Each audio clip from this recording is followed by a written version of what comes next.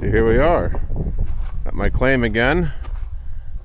Welcome to Maine Forges and Mines Part 2 of exploring Maine bedrock, or prospecting Maine bedrock. There's the river we're going to use today to help pan some of the heavies out of what we're going to be looking at here on the bank. If you guys are watching the episode from last week, we were looking for a quartz vein, and we had found one here along this bank of the road. So we're going to see what we can find. So here are the banks, the gravel bars I was using to help use this river as a lens into the hillside to understand what was going on over here. You can see we got exposed ledge, exposed bedrock, so let's get a closer look on that.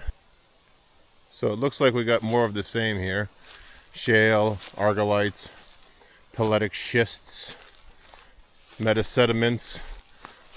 That's what the host rock is mostly here.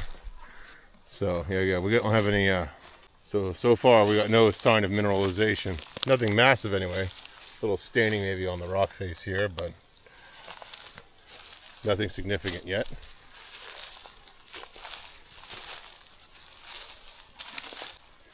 So I'll take the opportunity while walking in this ditch to talk with my subscribers, or soon to be subscribers. The Maine Forges and Mines is a new undertaking by the Maine Blacksmiths Guild to help save the mineral estate, mining in the state of Maine. It's essentially been legislated almost out of existence. So it's so important that older organizations like the Maine Blacksmiths Guild take up arms on mining's behalf, or we're going to lose our supply too. I mean, we work hand in hand with the miners.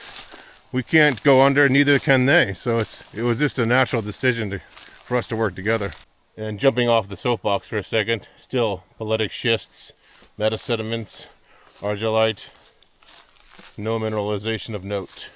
All right, so we're coming up on that exposed vein from the last episode. There's some quartz down there. I threw that down there last time, actually. There's quartz that was there from before. We got some mineralized stuff going on there. Down here. And here. And here's our vein. So we should chase that in that direction just to see what's going on, if it goes in toward the forest more. And it certainly goes into the bank, into the woods here. So I did some digging here. I found what some people like to call lightning quartz. It's multi-vein micro quartz. I like the micro-veined quartz. So that's in the earth here, and that's where that exposed vein is right there. You can see the white there. So it's been disintegrating here, and I bet snowplows had a part to play, like throwing all this material up here, because I find some more mineralized quartz in here as well. So I need to figure out what's in that. So what I'll do is I'll take these samples back with me and analyze for mineralization more than I can do here in the field. So I've been kind of pulling back a little bit of this dirt here off the vein here. This is part of the vein right there running down here. And it's disintegrating. We're getting pieces of quartz. They're coming right out of there, like so. I'm not sure what that is we're looking at just yet. I'll get my other camera in on this, but this looks like galena to me. On the side, you guys see that silver? Let me see if we can zoom up on there. See that silver? To me, that looks like galena. What do you guys think? Wow. What's definitely a mineralized vein, though. I've been pulling these pieces out of the ground. They aren't even no longer attached to the bedrock. I guess the ice has finally won. Some interesting mineralization going on here. I think this is galena, guys. What do you think? I just pulled that out, and it's got that highly metallic luster. That looks like galena. I'm not an expert. I'm a master blacksmith, not a master prospector. If you guys know, help me out on this one.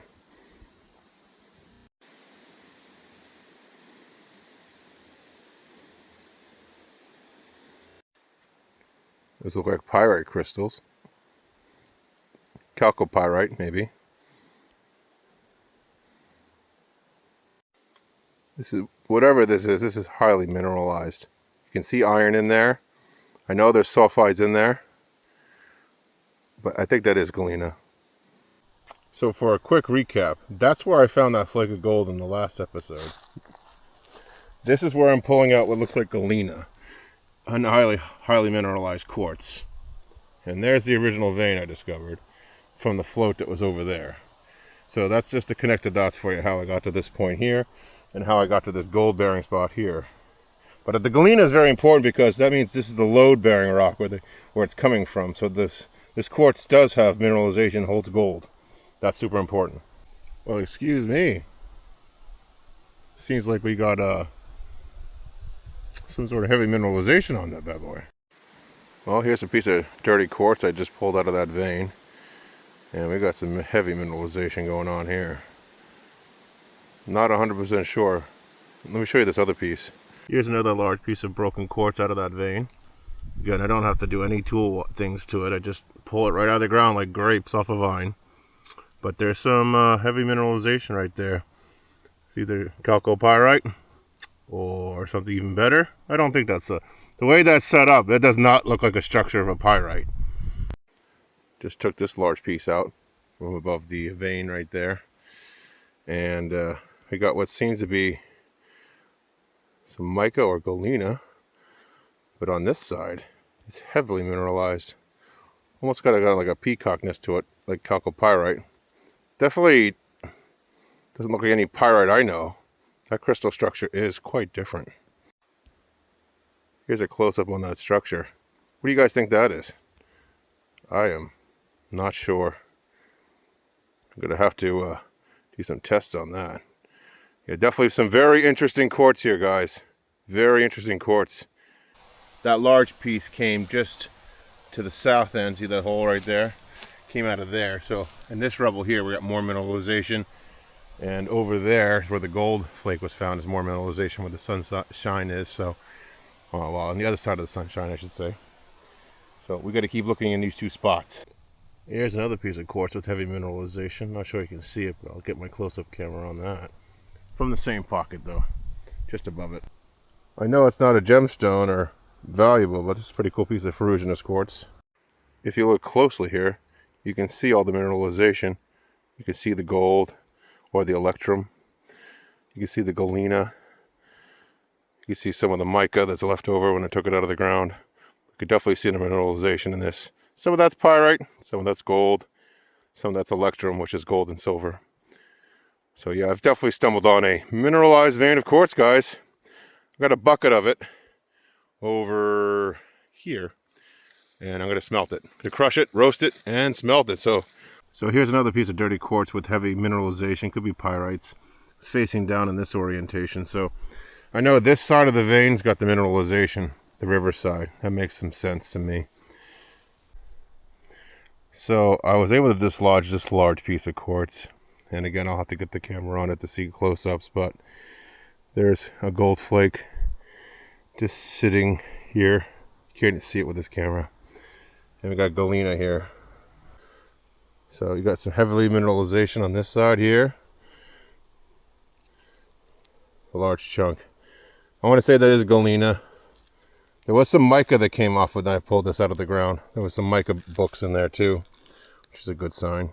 So here's where I found that gold flake in the last episode, and my intention today was to come here, pull a bucket of that, and go pan it in the river and look for heavies. But when I started to explore the quartz in front of it in the vein, I started to see how mineralized it was and what looked like gold and electrum and other very interesting materials that could be ore. So I ended up just pulling out easy to grab material that I can crush and roast. So from here all the way down to here, I took the easy things. As you can see, I really didn't disturb the ground at all. There's a couple small holes. I'll fill those in. Just maybe tamp them down. But I filled that yellow bucket over there full of mineralized quartz from this vein. So I have very limited resources. So I'm going to see, using old traditional methods, what's in there. Of course, if there's some sort of yield, I will definitely send that out to get assayed. But this is what it's looking like so far. I got a lot of big quartz in there to crush up. But if this quartz is gold bearing, that means all that quartz in that river over there I've been testing over the last month and a half also probably has gold in it. All right, so I got a bucket full of mineralized quartz that I think has a lot of gold in it, and silver, and lead. and I'm going to roast it at my blacksmith shop at Valley Forge here in Maine. Once it's roasted, I'll crush it again to a finer size, and then put it in a graphite crucible, and actually use a charcoal furnace to fire this to help get it hot enough. I don't think I'll use gas. Even though I do have a gas one, I'd like to do it the old-fashioned way the first time around, just to see if I still got it, basically. I want to thank you for hanging out with me for another episode of Maine Forges and Mines. If you have any questions, feel free to put them in the comment section below. If you'd like to explore educational opportunities both in blacksmithing and artisanal mining, go to the website for Maine Blacksmith, also in the description below. And until next time, thank you.